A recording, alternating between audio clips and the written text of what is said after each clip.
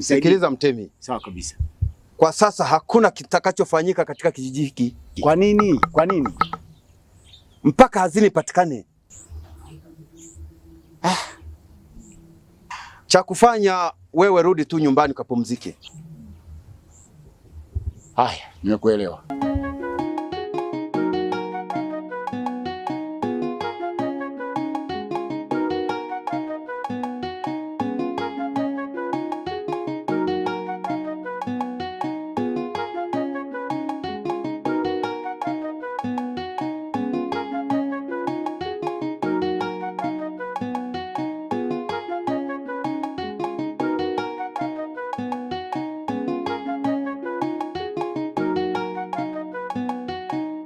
Kaka samahani. Bila samahani kaka. Mimi humu ni mgeni. Mimi ni mchungaji, nimetokea mbali sana ili nilete habari njema ndani ya hiki kijiji.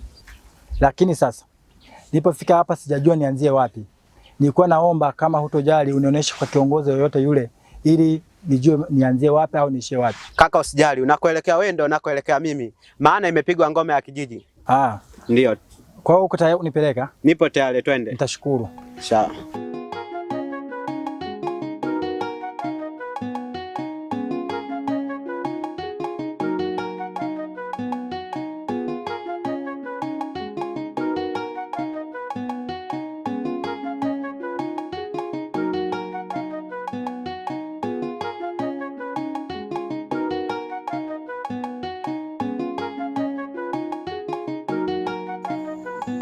Mtemi, nilikwambia hazina iko hapa kijijini. Unaona?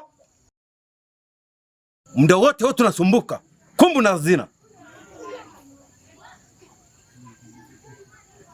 Leta hapa hiyo hazina.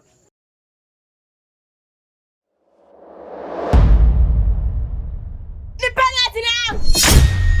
Nakwambia nipeni hazina yangu. Hupati hazina hapa. La sivyo tia kivumbi hapa. Nataka kunijua mimi ni nani? Hupati kitu hapa.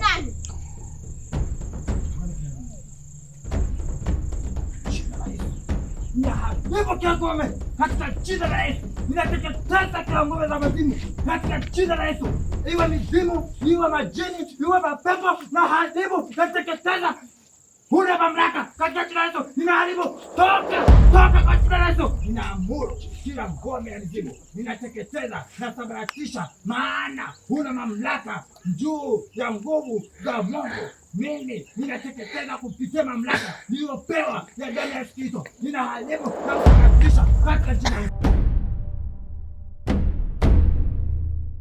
Baba, katika jina la Yesu ninasabaratisha hirizi hii kwa mamlaka ya damu ya Yesu Kristo, maana kila ngome ambayo iko kinyume na jina lako itasabaratika kwa damu ya Yesu Kristo. Ninateketeza, ninaharibu, ninavuruga kwa damu ya Yesu. Moto kwa jina la Yesu, kwa jina la Yesu. Una mamlaka katika damu ya Yesu Kristo. Asante Yesu Kristo, maana wewe unatosha. Asante Mungu. Asante Mungu.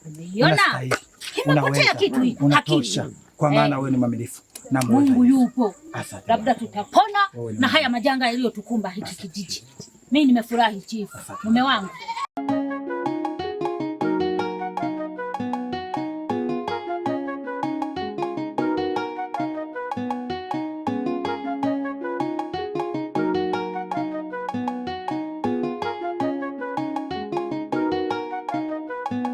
Sabaratisha hirizi hii haina mamlaka, kwa maana wewe unaweza kwa kila roho zina